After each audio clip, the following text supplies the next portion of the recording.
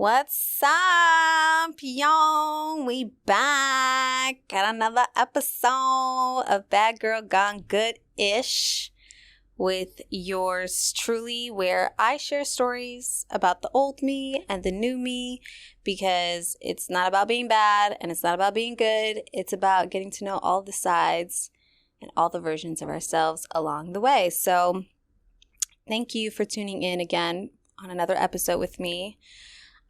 This episode, I decided to not have my glasses on so y'all could see, what it looked like, you know what I'm saying?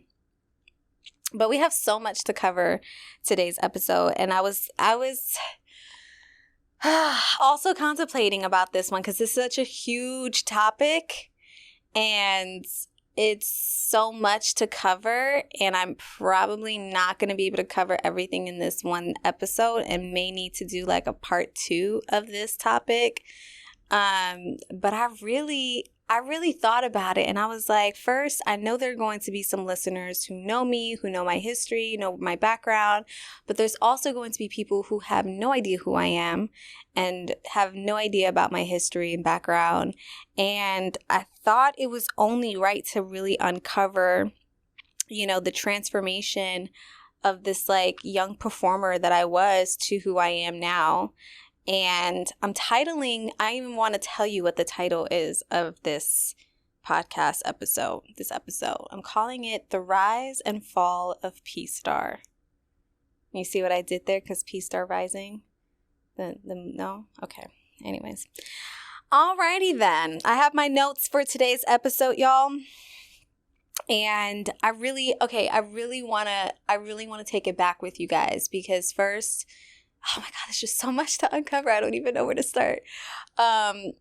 There's so much that I did as a young performer that I'm probably not going to be able to cover in one episode, and things that I'm very proud of. But there was a lot that happened before, the dope moments in my career to get to that, to get to the Tribeca premiere of the documentary PStar Rising, to get to the, Emmy award-winning children's television show, The Electric Company, to, get to opening up for JoJo and Raven Simone and all these great talented artists, right? To get to these concerts of thousands and thousands of people, right? Like, to get to all of that, there was so much that happened before that.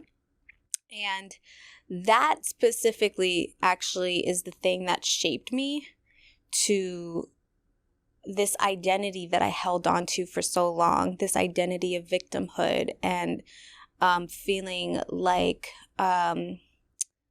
just feeling like a victim, feeling like the world is against me, and feeling very voiceless, most importantly. And that's why I feel like I need to talk about this, because it's important. And for people who watched the documentary, I still get to this day DMs from people being like, oh my God, I remember you from your documentary, or I just watched your documentary. It was amazing. You inspired me, this and this and that. And that's amazing. And it warms my heart, and it makes me so proud of just having been able to have the story be shared. But that was a story that was shared. It wasn't my story.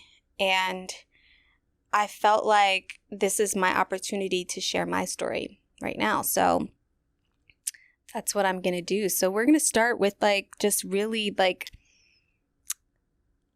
the beginning of the beginning of the beginning.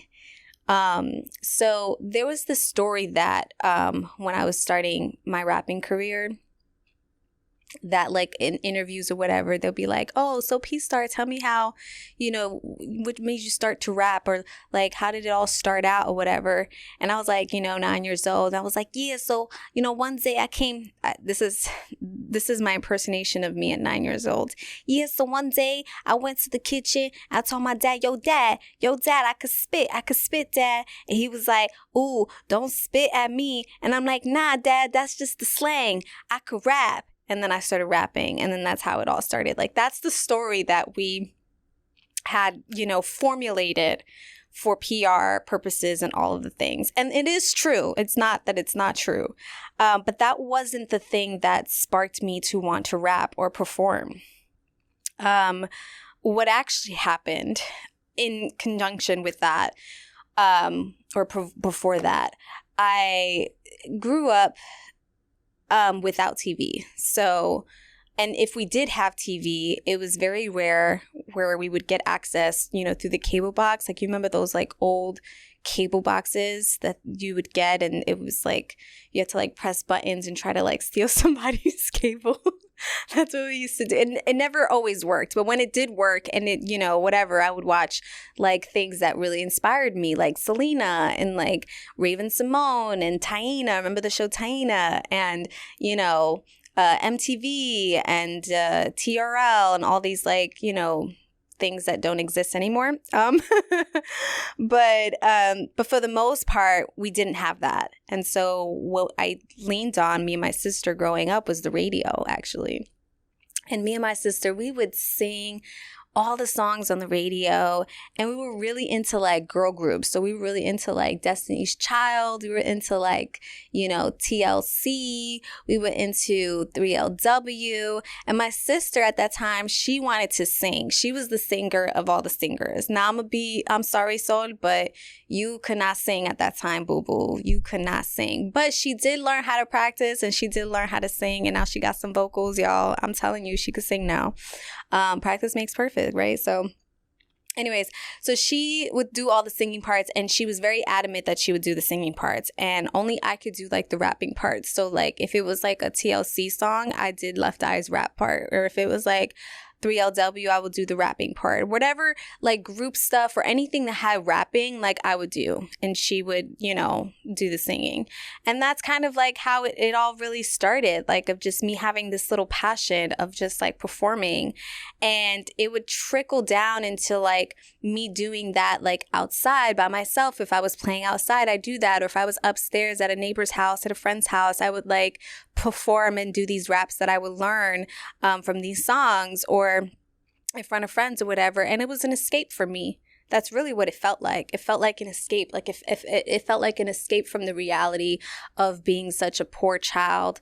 And I knew I was poor because, you know, I lived in this basement. Everybody would make fun of me. Everybody made fun of me of wearing the same clothes because I didn't have clothes, right, to change into. It was always the same clothes.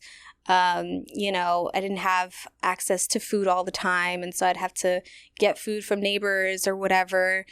So it just felt like an escape, and I think that's where like this like passion or drive to like want to perform came from.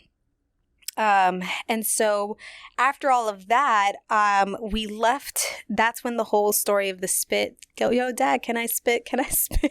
Yeah. That's funny. We left the Bronx and we moved to Harlem, and we were living in a shelter for 5 years in that time. And during that time of the shelter, I give my props to Pops. Yeah, I'm saying props to Pops. Yeah, I'm saying. I think I should trademark that. I give my props to Pops because he was very smart in putting me in everything and anything that he could put me in, especially since, you know, there were opportunities and programs out there that would make sure that children who were underserved or came from shelters or whatever would have opportunities to these programs that obviously we couldn't afford. And so he would put me in everything: acting classes, dance classes, singing classes, piano classes, karate classes, basketball classes, softball classes. I mean, I was in everything. Every day I had a class to go to after school. And eventually I started dropping them, starting with basketball. Wasn't good at that. Then softball and all the things. But, you know, what stood with me was the singing, the acting, and the dance classes. And so I kind of committed myself to those classes mainly, especially dance classes. I loved it. It was like I would go to it was Jolie's dance studio in Harlem. And I would go there every Saturday, and it was like an all-day Saturday experience. And it was so much fun because you take so many different classes. You take ballet and jazz and hip hop and gymnastics and African dancing and just, I mean, it was tap dancing. It was everything that you can think of, and it was all day. And that's where I really honed in on my skills as a performer, because you obviously would have recitals, and I developed like a personality and an attitude that I didn't know was in me but existed, and it was just fun. It was so much fun. And I think my dad really knew that there was something different that I had to offer. And I always wanted to sing. I always wanted to do that. And I think what happened around 8 or 9 years old, I think it was 8, there was this beauty pageant that my, I think one of like the program managers at the dance company told us about. And they were like, you should put Priscilla in it. And I did my first beauty pageant. I must have been 8. It was for Little Miss Harlem, 2003 or 4. It was one of those years. I don't remember. But I was Little Miss Harlem. It was my first beauty pageant, and it was also the first one I won. So, and that was like the first time I was actually on stage by myself. I had to like perform be myself and like just go up there and perform and just be me. And that's what I did. And it worked. And I think that helped my dad kind of get his like, all right, I got something to hold on to. Now we need to take this to another level and whatever. And one day he came up to me. He goes, so you want to rap? Do you really want to rap? That's what he said. Do you really want to rap? I was like, yeah, like I could do it. I want to do it. He's like, oh, so you want to rap, right? All right, let's go. We're going to rap. So we go into the kitchen, which was like 1 feet away from our bedroom because we were living in a box in the shelter. And he had this like cassette boombox, and he would pull out this box of cassettes. And when I tell you, my dad took me on a journey of hip hop classics, like, I mean, everything from Grandmaster Caz to fucking Pebbly Pooh to Eric B. and Rakim to Funky 4+1 with Sha Rock. Specifically, he would have me listen to, what's that song? What's that song that she had, Sha Rock with Funky 4? Oh, She's the Joint. That's the one. She's the joint. Do it up. Sha Rock is going to show you how to get real rough. I'm Sha Rock, and I can't be stopped. For all the flat guys, I would hit the top. Well, I could do it for the ones who are weak or strong, and I could do it for the ones that are right or wrong. Well, I'm listed on the column as classified. I could be your first. And I don't know. Something like that. You know what's so funny? It's like nobody appreciates this stuff anymore. You know what I mean? Like, hip-hop was such a beautiful, especially around that time, it was such a beautiful moment in time. It was like an opportunity for a voiceless to have a voice. It was an opportunity to celebrate Black excellence in the midst of adversaries. And I feel like now it's just like you need followers to even have your song, or TikTok. It needs to be TikTok viral list or whatever for your song to even be considered good or valid. And it's so sad. Anyways, let me not derail myself.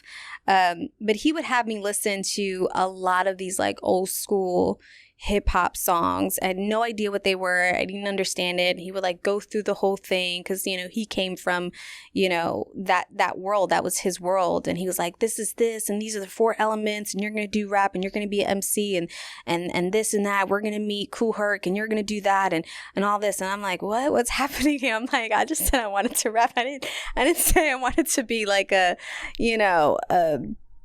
researcher on this stuff, but it was necessary. I felt like, and I'm so glad he did it because it really did lay the foundation and it taught me so much. I remember I would spend hours, not even hours, I would go to sleep to, he would make me go to sleep to Lauryn Hill, Miseducation of Lauryn Hill album.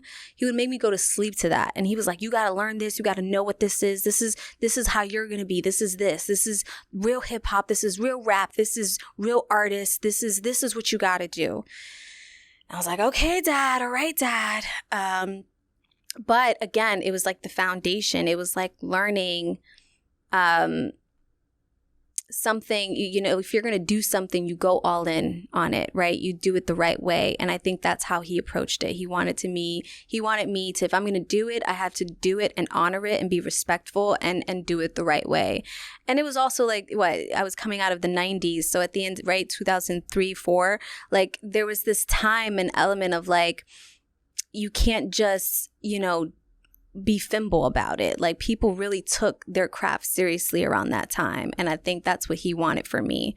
And so I would start writing and he didn't like my writing. And we even got into like I threw a big tantrum about it. So I was like, no, I want to write this and I want to say this and this is how I want to write and rap and this. And he was like, nah, you can't do that. That's not good enough. And that's not this. And it was so hard that moment. I'm going to say he yelled at me, but there was a lot more that happened. But he was so adamant about me not doing that because he just felt like it wasn't good enough. And that was like the first moment where I felt voiceless, where I felt like, whoa, like what I have to say doesn't matter. You know what I mean? Rapping is about being personal. It's about sharing your story. And ghostwriting, at least at that time, wasn't a thing that was like, it was quite frowned upon actually, especially for rappers. Nowadays, it's like everybody got a ghostwriter, but back then it wasn't a thing. And so I think for him, it wasn't about that. For him, it was about, she just needs a single. She needs to be her. She needs to be able to show her attitude, her persona, and we need to do it right. And if we don't have, a rhyme for rhyme kind of approach isn't going to work for her. Like all the odds were stacked against me. I was Latina, I was a girl, and I was 9 years old, trying to be a hip hop artist. Like there was no way that rhyme for rhyme was going to work. I needed to have something that stand out. And so I get it now, looking back, I get it, and that's what happened. And so I started working with writers and helping me craft, what my flow was going to be, what my sound was going to be, what my, if I did wanted to write about something specifically, then they would incorporate that. And sometimes it got to a point where I would just, he would have these writers come to the house and they would just show up with a whole song. And I was like, wait a minute, this is not what, and he's like, you're going to do it. You got to do it. We got to make things happen. We got to go. And I'm like, okay. And so it was really hard to balance like this idea of like me wanting to be involved, me wanting to have a voice, me wanting to say my story and share what matters to me. And then also, be able to make my dad proud, essentially, and make him feel like, okay, this is worthy enough for him to kind of, push me out there as an artist. It is what it is. And eventually I got my way later on as I got older in terms of me being able to write my stuff, which is what I became prideful about, which is what I wanted all along. But again, odds were stacked against me, right? So there's that. So then I began to do a lot of like practicing. And every day after school, we would practice. There wasn't a moment where I wasn't practicing. He'd be cooking dinner and I would have a moment, 10 minutes to eat. And then after I was eating dinner, I was practicing again. And I was practicing. And then this was the time where my dad was really trying to hone in on the skill. He was teaching me literally emceeing. How do you move the crowd participation, attitude, deliverance, cadence, all of the things that you need in order to be able to have the crowd and magnetize the crowd in a way that's like, oh my God, I want to listen to this person, right? How do I stand out? Yeah, I'm 9 years old. Yeah, I'm a girl, whatever. That's an automatic thing. But what can I do to set apart? And that was something that he really wanted for me to hone in on. And I would practice for hours, up to like 3 a.m. some days, most days. And it was really harsh because it just became like this reality of like, okay, I don't get to, hang out with friends after school. I don't get to hang out. I wasn't even doing homework sometimes. I would skip homework just to practice because he wanted me to practice. And then one day, I remember I was practicing. It was like 10 o'clock, and he was like, all right, turn it off. And I'm thinking, oh my God, I must have done really good for him to tell me to turn it off. Like, that must have been the best, like, version. Like, whatever I just did, whatever performance I gave, that must have been so good because he's telling me to turn it off. I can go to sleep. He goes, all right, where we're going, you can't really be there. There's gonna be a lot of adults, so stay with me at all times. And I'm like, huh? What's going on? He puts my coat on. I mean, my hair wasn't done. I was looking crazy. I ain't even going front. And this was my first performance at Club Speed, y'all, where I was snuck in the back. And I remember going, and they were like, oh, yeah, she's performing. Oh, you can't bring her in, this and this and that. And somebody came out through the back, and they were like, all right, we're going to bring her in real quick. She's got her set coming up. Boom, she's going to go, this and this and that. I had no idea what was going on. I swear to God. All I know was that I went in. My dad gave me the mic. He's like, when the song starts, this and that, you go out, you know what to do. And I'm like, all right, great. And I did it, and I blew the crowd away. And from there, it was history. That was like the start of things just taking off at that point. And that's when I met, when I was at the dance studio, I met Gabe, who was the director of the documentary P.Star Rising. And it seemed like every time we had an opportunity, we were meeting somebody, my dad would be like, all right, P, go, spit, do something, do 16 bars, do this, do that. And I would just like turn it on, boom, go in, boom, boom, boom, boom, and then turn it off and then, be a kid again if I could, or had the opportunity. But it was very impactful for people, right? Because it wasn't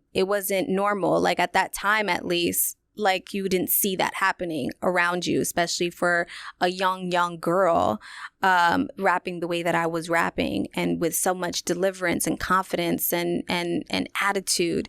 And so that introduction led me to my first national coverage, which was MTV's Made, the show Made, where I battle rapped this white boy because he wanted to be made into a rapper. And his coach was like, all right, you want to be made to a rapper, you're going to battle rap. But you know what? We're going to start you off, small. And we'll start you off with this young girl. She's in Harlem, whatever. She's going to battle rap you. And so he's thinking, oh, a young girl, like this should be easy. And then like he raps, and I like make fun of him, and then I do my thing. And since then it was like, it's history, but in between that time, I had a lot of opportunities. I had a lot of opportunities that came my way, especially with working with producers. And I was already feeling like a lot of things were being taken away from me, like my childhood, because I had stopped going to school to pursue my rapping and acting career full time, especially after the MTV's national coverage. Like we were just getting calls left and right of me wanting to get booked for shows and getting booked for venues and concerts and all of the things. So that already was taken away from me. I already felt like I couldn't do anything other than if it wasn't related to me being in the studio or rehearsing or doing a photo shoot or whatever. So I was already feeling like this like sheltered individual. And I really felt, because I was just doing everything that my dad was telling me to do, or doing anything that a producer, writer, whatever was doing, I felt like a robot. I felt like I didn't have a voice. I felt like I didn't know how to be myself. But there was always this slither of confidence about me, that even though I felt like that, you couldn't tell me nothing. Like I was never afraid of anything. If my dad told me to do something, I was like, I'm gonna do it. I'm about to show y'all what it is, right? And I was very confident. I would say I was the best. I would say things like, I'm gonna be the greatest. I'm gonna be this. I'm gonna do that. Like I never felt unconfident about it. Even though I felt voiceless, I still knew in my heart, like, oh, I'm the shit, And that was something that a lot of, a young girl my age, you don't think she would have that kind of confidence. But that all changed when, I was introduced to this one producer. And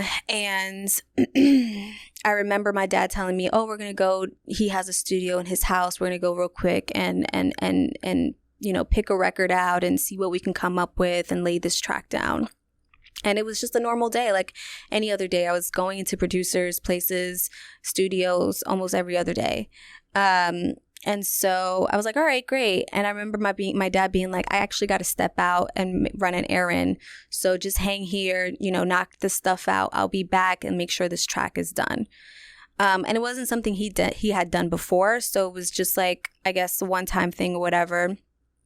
And I was like, all right, cool. I'm just going to do what I'm supposed to do. Whatever this producer needs me to do as well, I'll do it. And then this was the first time that I experienced something that I never experienced before in this setting, particularly in like the music setting. So I remember I was working with the producer. He told me to come over to him to get close by the soundboard where he was, because he wanted to show me something. And he kept complimenting me. Like, "You're so pretty. You're so, you got a nice smile. I like your hair." I mean, this was a grown man, and I must have been 10 years old. And he was like, "Yeah, you're just so pretty." And I didn't know what to do. I was really confused. I was like, okay, and I mean, I've been told I was pretty before as a kid, I've been told, but like not in this way, the way that he was looking at me and then rubbing my shoulder,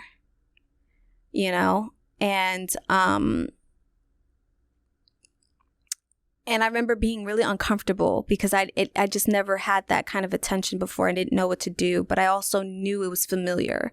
It was familiar because it's something that's happened to me before, but I never thought it would happen in this setting. And I was like, "Well, don't you think I need to lay this track down?" He's like, "Yeah, go inside, go into the booth." So I would lay the track, and he would just compliment the way that I sounded. "Oh my God, you just sounded so sexy when you said that." What? I'm 10 years old. What? And again, I didn't know what to say. And I kind of just shrugged it off. And I was like, "Okay, do you want me to do it again?" And he was like, "Yeah." And then he would say the same thing again. "You sound so sexy." And then he took me out of the booth, and then he came up to me. Well, he told me to come over, and he asked me to sit on his lap.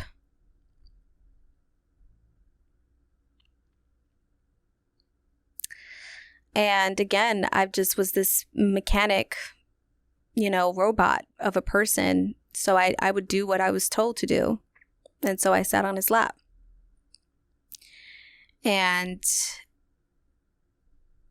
he started to take advantage of me, at that moment, and touching me in places that wasn't okay. And then he told me to keep it a secret. And I did. A lot of people talk about the entertainment industry, the music industry, like this whole idea of like Illuminati and all that stuff. That's not, that's not a thing. People talk about, "Oh, it's the devil, you gave your soul to the devil," and that's not what, it's no Illuminati. There's no like whatever. My dad was very protective of me, and he didn't always make the best decisions, but he was very protective of me because he wanted to make sure that I didn't get wrapped up into the things that he gone through when he was in the music industry. This industry will chew you and spit you out, and you can and will confront the devil if you get into the wrong situations. And I think his whole entire time, his whole approach in managing me as a young artist at that time was trying to keep me away from meeting the devil. And it wasn't until recently where we talked about it. And he was like, I just wanted to protect you. I just want to make sure you never had to meet the devil. And I did what I did, right? And I said, no, Dad, I'm sorry to tell you, but I did. I met the devil. And that was that moment. And it wasn't the last time that I experienced something like that during my career at a young age. So that's what people mean when they say, oh, you know, you selling your soul to the devil, this and this and that. It's shit like that, bro. And I'm sorry to get so freaking raw about this, but you know, I just felt like this needed to be told. I wasn't even going to tell you guys this, but it needed to be told. I've never even spoke about this before. So I say all that to say this. Not only did I feel like I was a robot and I was voiceless, but the one thing that I felt like I did have was taken away from me. And it was this confidence and fearless attitude that I had. And suddenly I began to be so fearful and so shy. And it started to reflect on the relationship with my dad and I, because he would notice, oh, why don't you do this and that? I'll be like, no, I don't want to. And then he would just go off on me. You know, that's I'm going to say that nicely. He would just go off on me. You know, because I almost felt like I didn't know when the next opportunity would come where I would be taken advantage of. And the reality is, a lot of the times I was taken advantage of. And it didn't have to be that extreme to be taken advantage of as a young artist. I just realized that this mic was really close to me. And you can't even see my beautiful lips. Is that better? That's better. I have like a TV, guys, on here so I can see myself. And I just realized the mic was so close to here. So let me just, you know, set that up so you can like see this face, you know. Anyways, but it really broke me, and it really pulled me away from what I cared about and loved so much, which was performing. I became so terrified of performing. And to the point where when I would tell people, oh, I'm actually shy, people didn't believe me. It's like, what? You're shy? How? Like, you do so amazing, this and this and that. And I'm like, no, like, I'm terrified up there. I'm terrified when I would go to these interviews. I'm terrified when I was in the studio. I was terrified. Like, the confidence, the one thing that I had, I didn't have anymore. And I think these sort of identities that we get programmed into because of our experiences, right? Like not having confidence, feeling like a victim, feeling voiceless, feeling like you're a machine, just constantly working and not knowing when to turn off. It really kind of steered into my adolescent years, you know, when I became a teenager. Those kinds of things that weren't addressed, that trauma that wasn't addressed, turned into me lashing out and me saying no a lot, and me being like, me not caring about the opportunities that I was presented. And I was presented a lot of opportunities, and I take fault in me not wanting to take them. And I was just beginning to do stupid things that, you know, I shouldn't have done, you know, getting involved with, you know, in relationships at a young age, you know, and just not feeling worthy of the opportunities that did come my way. Like I didn't deserve it. I didn't earn it. So, and one of the biggest ones was really when I did the electric company and realizing that I was illiterate and that I couldn't even read. I was 13. So there's that also destroys your confidence. I just was like, I can't do this anymore. I can't be in this cycle of someone else's idea of who I should be, what I should dress like, what I should look like, you know. And I was tired of being so fearful all the time. And so I stopped and I said, you know what? I'm just going to go to school. I'm going to focus on me. And I did that. I went back to school. I graduated high school. And then I graduated college. I went to college. And I think when I started to do that, the relationship between me and my dad just became very much more distant and not as healthy as it used to be. I used to be my dad's tail. And, you know,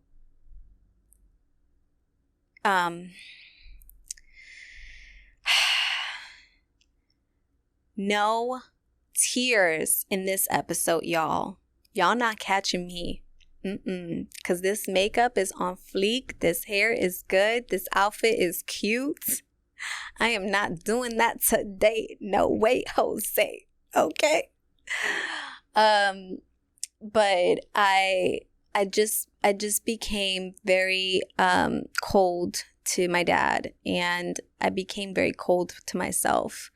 And I got involved in, you know, drugs and alcohol and just doing things I wasn't supposed to do, you know, getting involved with men because I didn't know how to accept love or what love was, because, again, all my life I was taken advantage of.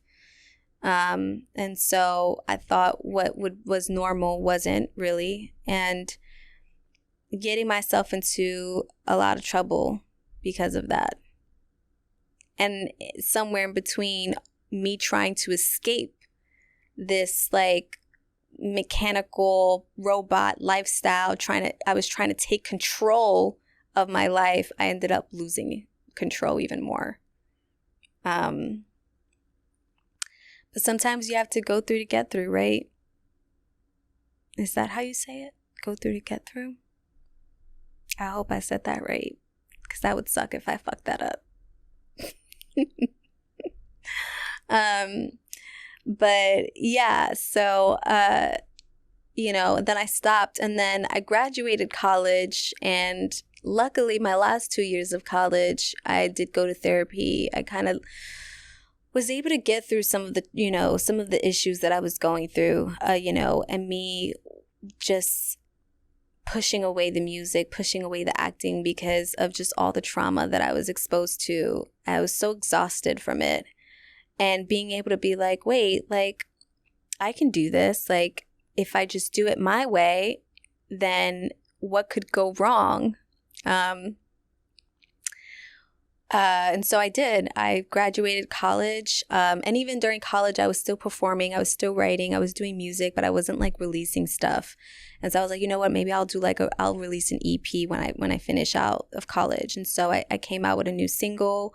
It was called Broke. And I started performing again, and I started, you know, acting again, and started going on auditions, and I did a feature film, which was really great, which I ended up getting nominated through the Imagen Awards nomination alongside Jennifer Lopez, guys. Oh my God, it was crazy. I was like, oh my God, it's like I'm right there with my sister, you know what I'm saying? But like, you know, she won, so it's okay.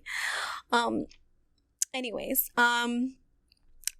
but it was a good time after college, because I was like, all right, I'm going to do this my way. I'm going to finally, you know, dedicate myself and my life to the craft that I've always known and that I've always been skilled at and loved. And I started working with other artists, and I started performing, and I started just really doing the damn thing and recording songs and writing my shit and just sharing what I had to say. And people were going crazy for it, and people were loving it, and people were telling me, yo, you got it, like, you're good, like, you can do this.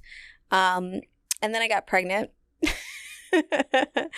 And there wasn't like a Cardi B out there yet to be as bold, to, you know, be pregnant and perform on stage, because I wasn't doing that, y'all. I was not doing that. In fact, I was like, that's it. It's over. My career's done. And I fell back into that hole of me feeling like, wow, like, okay, I have no confidence left. Like, clearly, like, it's over for me. What am I going to do now? And so I gave birth to my son, and I really thought, I think I mentioned this before to somebody else or in another episode, but I really did think that, I do think that having stopped my music at that time and acting and all that to take care of my son for a bit was necessary, because I was uncovering a lot about myself that I thought I knew, right? Because you're young, we're naive at that time. We think we know it all. So I left college and I was like, oh yeah, I know what I'm doing. I know who I am. I know what this is, but I really didn't. And I really do think that pause was really necessary. And so I kind of spiraled into trying to figure out what I was going to do. COVID happened, which I think changed a lot of people's trajectory, because even after I gave birth, I was considering going back into auditioning again, and at least just doing auditions for now. And then everything, like the world stopped, and I kind of had to like reset my entire like life and figure out who the hell I am. And I'm so glad that, you know, as sucky as COVID was, it was also a blessing in disguise. And I'm sure a lot of people can relate to this, because it was an opportunity for me to sit in with myself and really think about who I was, what I liked, what I cared about, what I didn't care about, and really fall out of this like victimhood that I was under. I felt like I was just under this like rage of like anger, like, oh, I didn't make it because of this, or I didn't do this because of that, and feeling like somebody did this to me. And when you go through so much trauma, you do feel like victim. You do feel like a victim. You do feel like everything is your fault and like you're not good enough. And I really do think that was the thing that was causing me to not be able to step out into the world in the way that I should have been stepping out in the world as. And that year, I was able to kind of, you know, I stumbled upon this like life coaching, and I thought I was going to do life coaching for other people, but really it was just more for myself to kind of really just get an idea of how do I break through these limiting beliefs? How do I break through this trauma? How do I break through this, you know, this thing that I keep holding on to, of me feeling like I'm not worthy, of me feeling like I don't have the confidence and I don't have the ability to do it, or I'm not smart enough, I'm not good enough. All of these limiting beliefs that were holding me back, I had to break through that. And that was the year that I was able to do that. And instead of going into the music industry again and going into that, I kind of have found myself being like, crap, I have a kid. I need to make sure he's good. So, you know, going back into 9 to 5 and kind of serendipity sort of situation where I stumbled upon real estate, which, you know, also changed my life for the good, because I got involved into an industry that was just as creative as I could be, you know, and I, you know, was able to get around the people that became a community for me in a way that I didn't think it was going to be, which is something that I needed.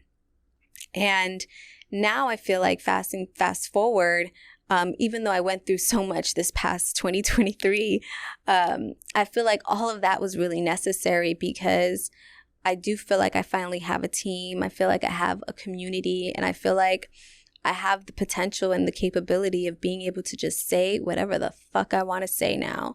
And that's why I'm doing this, to share my story, to speak the truth, to tell people, to share with people that there's so much more to us, right, than this, you know, old version of ourselves and this new version of ourselves. Then like we are just ever evolving, and all of that shit is okay.